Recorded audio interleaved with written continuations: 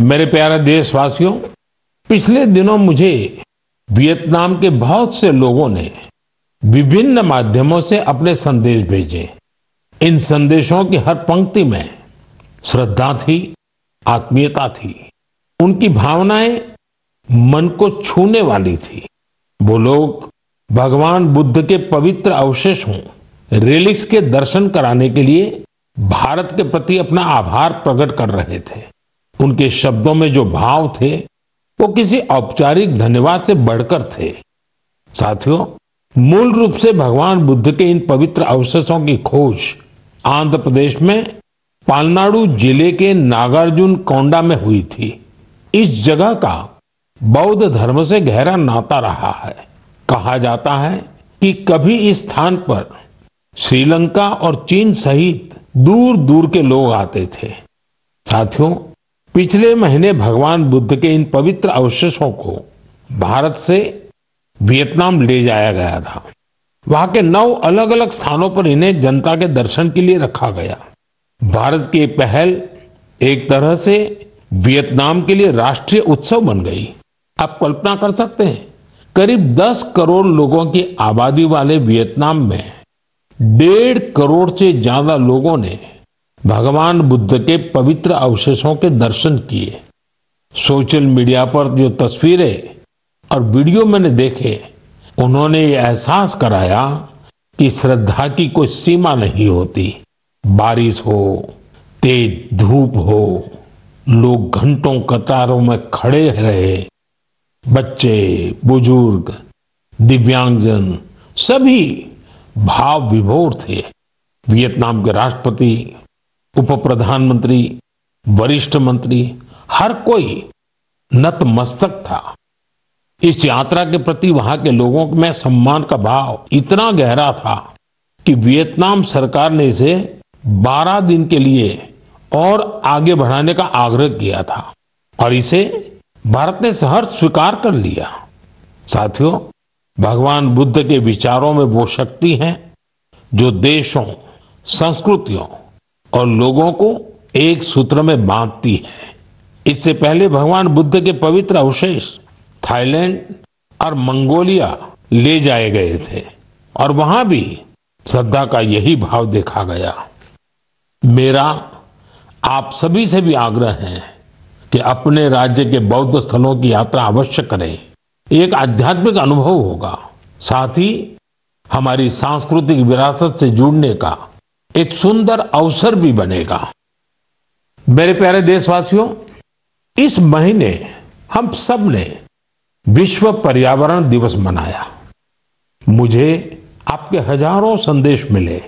कई लोगों ने अपने आसपास के उन साथियों के बारे में बताया जो अकेले ही पर्यावरण बचाने के लिए निकल पड़े थे और फिर उनके साथ पूरा समाज जुड़ गया।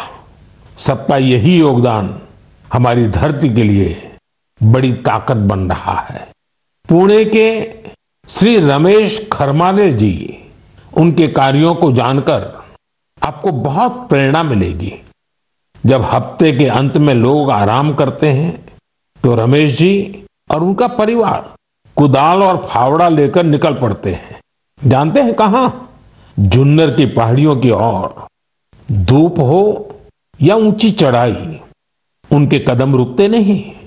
वो झाड़ियां साफ करते हैं, पानी रोकने के लिए ट्रेंच खोदते हैं और बीज बोते हैं। उन्होंने सिर्फ 2 महीनों में 70 ट्रेंच बना डाले। रमेश जी ने कई सारे छोटे तालाब बनाए हैं, सैकड़ों पेड़ लगाए हैं।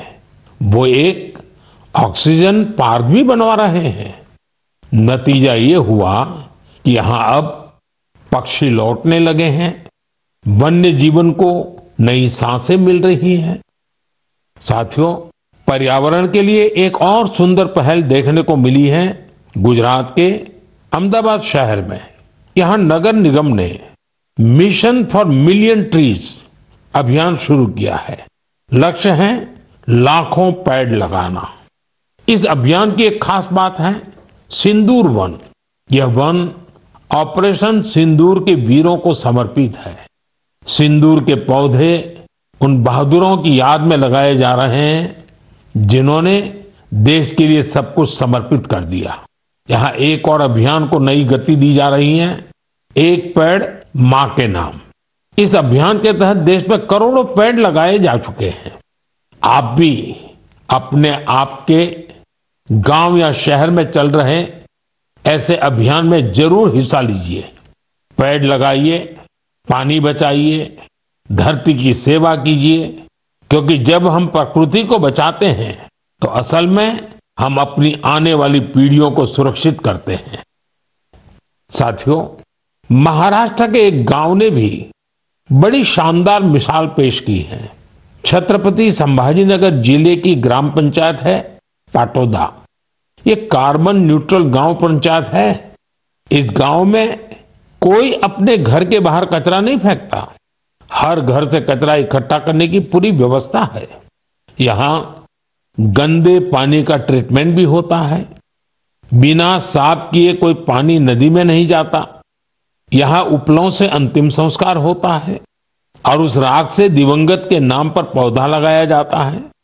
इस गांव में साफ सफाई भी देखते ही बनती है। छोटी छोटी आदतें जब सामूहिक संकल्प बन जाती हैं तो बड़ा बदलाव तय हो जाता है। मेरे प्यारे साथियों, इस समय सबकी निगाहें इंटरनेशनल स्पेस सेंटर पर भी है। भारत ने एक नया इतिहास रचा है। मेरी कल ग्रुप कैप्टन शुभांशु शुक्ला से बात भी हुई है। आपने भी शुभांशु से मेरी बातचीत को जरूर सुना होगा। अभी शुभांशु को कुछ और दिन इंटरनेशनल स्पेस सेंटर रहना है।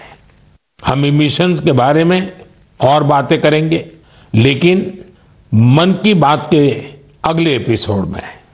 अब समय है इस एपिसोड में आपसे विदा लेने का।